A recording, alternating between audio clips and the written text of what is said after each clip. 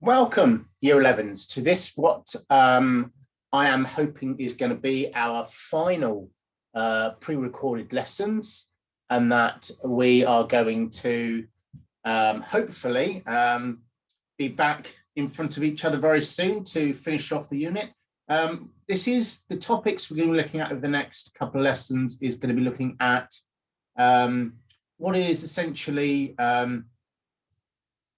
Nazi policies in Germany. So they've come to they've risen to prominence, they've come to power, they consolidated their power, and now they're sort of setting up the kind of Germany that they want. Okay, so today's lesson is going to be on, like I said, Nazi domestic policies. It's going to be focused on domestic policies around women.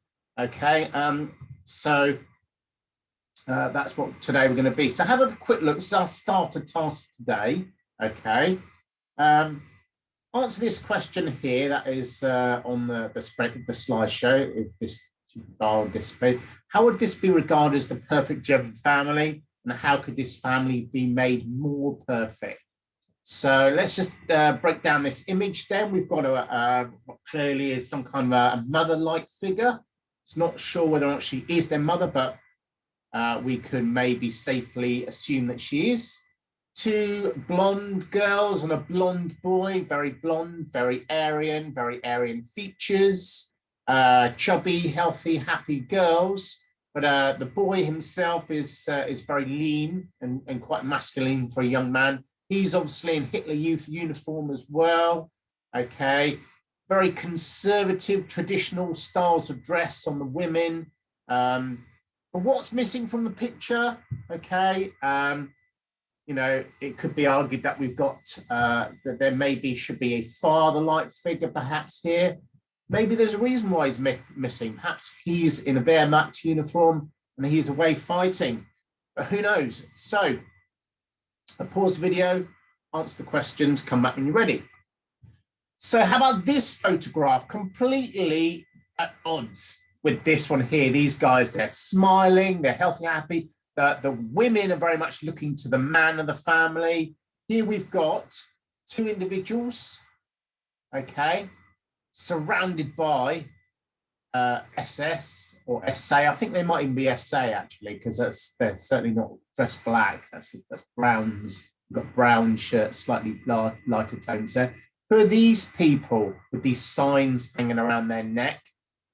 Okay, right, and what do you think is happening to them? So a couple of minutes, just pause the video here, write down what you think is going on. So it's a German woman with her Jewish boyfriend being publicly humiliated. So they're not even married, okay?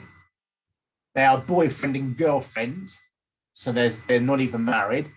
She's obviously German, as mentioned here, but unfortunately, her boyfriend is Jewish. Heavily frowned upon, very heavily frowned upon. So today, as we've already mentioned, looking at Nazi policies towards women. And we're going to explore how and why women in Nazi Germany were treated, okay, and analyze the success of policies implemented. Okay, so women in Germany, Nazi Germany. Got some keywords: League of German Maidens, Kinder, Kutscher, Kirche. I must confess, my German's not great. Okay, I wasn't particularly great at French at school. Never even got around to learning in German, so apologies for my pronunciation there.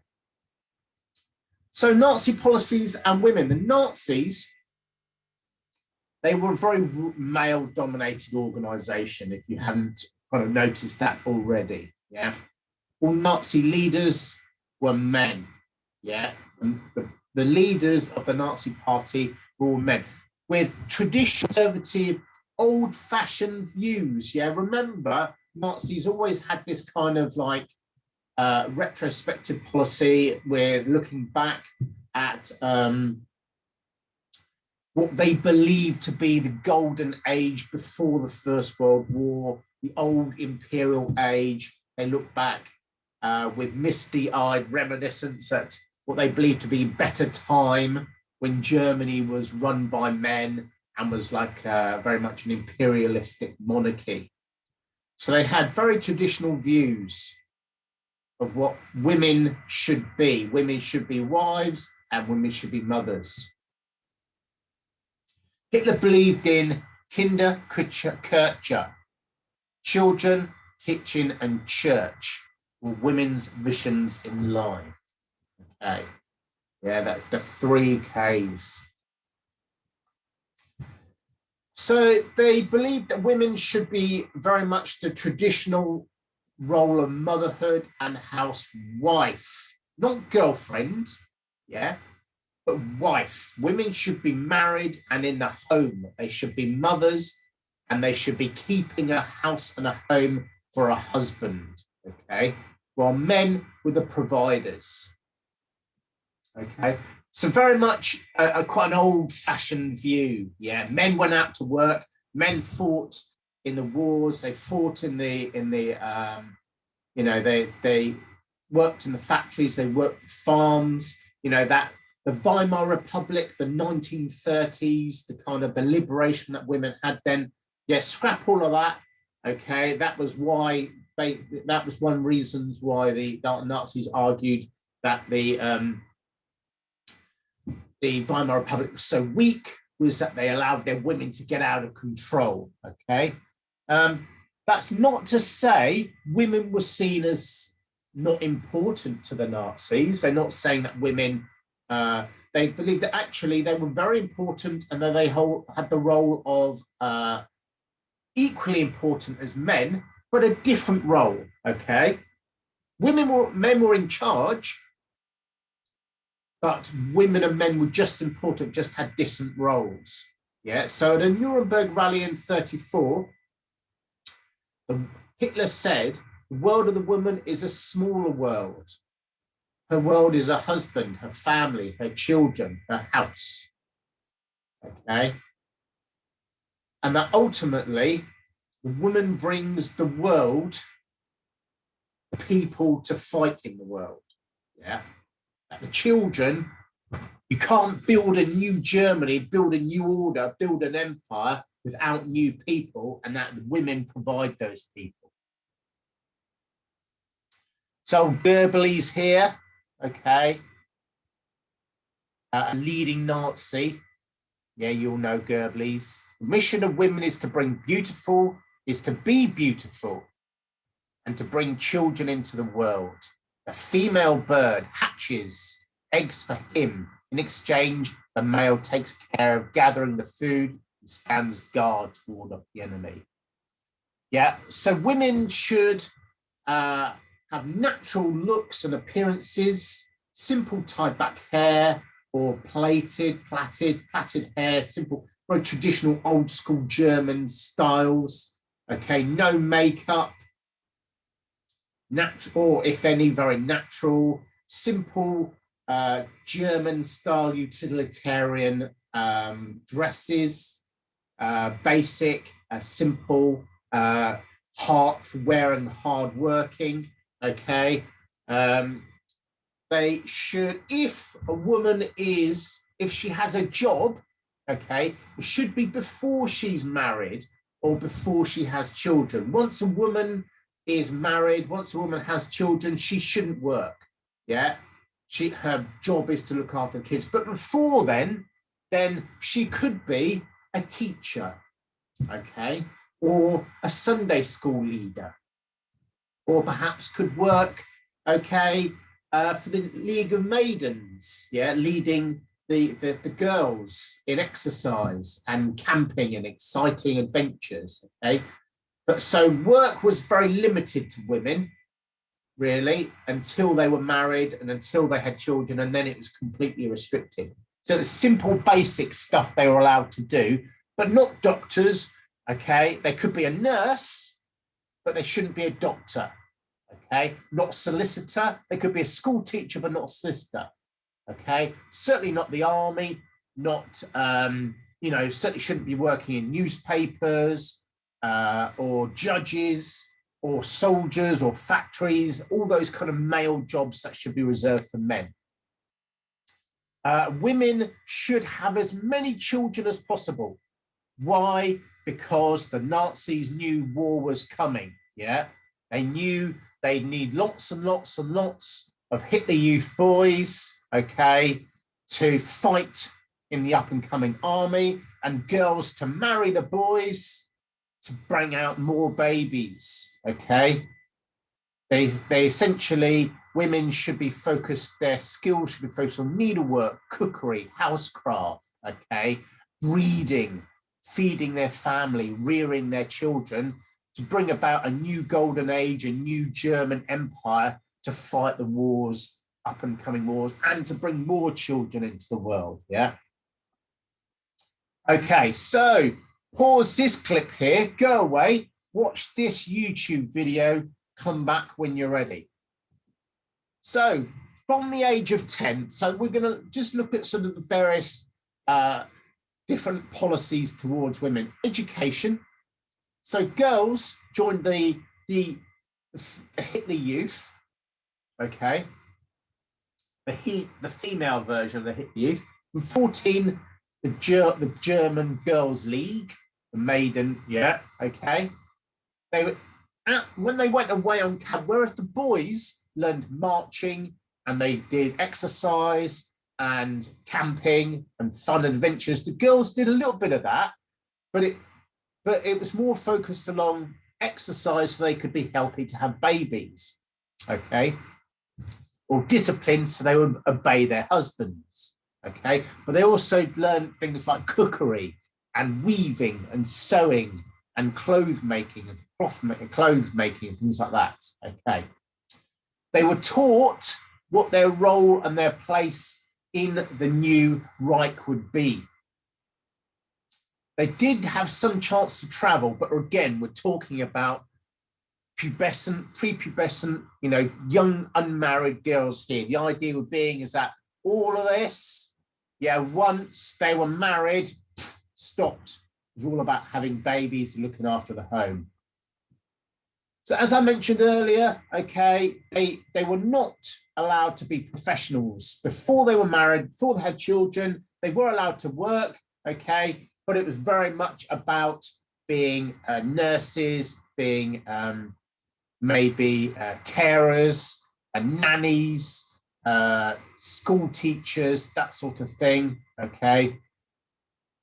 But even then, even once the war was well underway, even when, you know, there was not enough men to serve in the factories and on the farms, unlike the rest of the world, where they were like, yeah, let's get women out into the workplace because the men are away fighting, they still refused to do that. Germany still refused to do that. They were not allowed to serve, and they still had to stay at home and look after the children. Yeah, 1933, the law for encouragement of marriage, okay, you got a loan to get married, yeah. They would lend, the government would lend you money so you could go and get married, okay. Now, professional women were forced to give up their jobs and stay at home. Women were encouraged to marry pure German men. So German women marrying German men, having lots of German babies, okay. In 1935, marriages between Germans and Jews were forbidden as part of the Nuremberg laws. The breeding program, the Nazis set about having a breeding program. So women were given medals for having babies, okay? The more babies they got, the cooler the medals, yeah? Okay, so on Hitler's mother's birthday, mothers were given medals for having more than 4 children. Okay, for 8 children, you got a gold cross and you got a seat at Nazi meetings. Obviously, they never got to say in the meetings. The Lebensborn program, yeah, to set up unmarried women to have children out of wedlock if it was a pure, racially pure SS officer. So you were allowed, yeah, to have babies unmarried, provided it was with an SS officer. Contraception, abortion was banned, and it was all about bringing about new babies to fight in for the new Reich.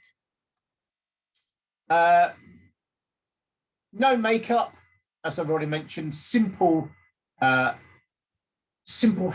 no perms, no crazy haircuts, not dyed, okay, preferably blonde, preferably Aryan, preferably typical German plaits, whatever you want to call them, pigtails, very traditional German style of hair, okay, no trousers, flat shoes, no heels, okay, no slimming, actually, yeah, so not allowed to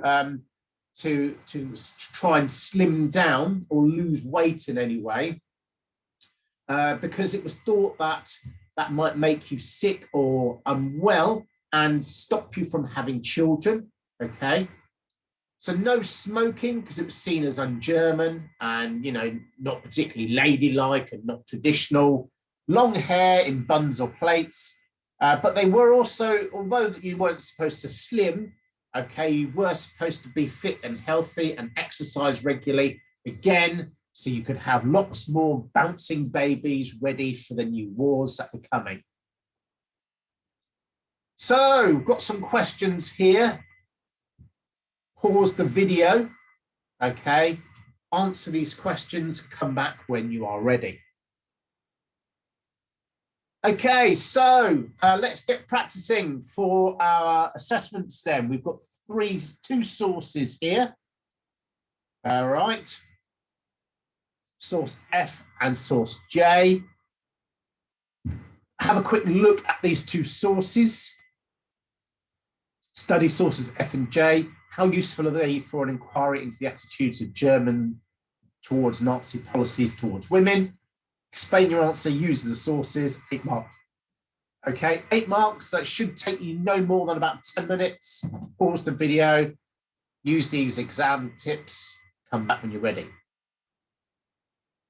Okay, so you can do this practice question. If you want to challenge yourself, you can have a go at this one. This one's a bit harder. It's a 12-mark question. Explain the effects of the Nazis' policies towards women.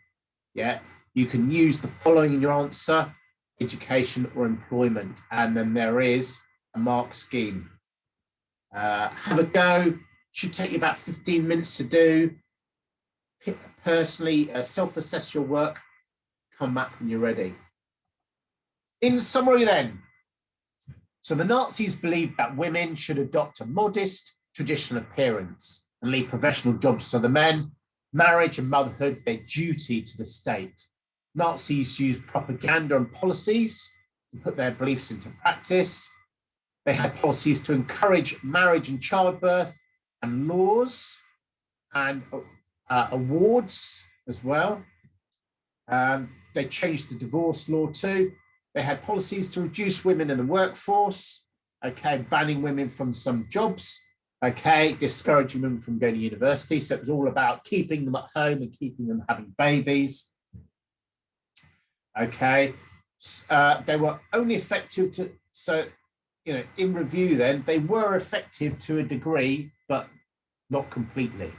Okay, so reflect then back on your progress during the course of this session. All right, we've got some checkpoint questions here, strengthen and challenge. Okay, pause the video, have a go at these questions, and then we are done for today. Thank you very much, Year 11s. I hope to see you all soon. Take care.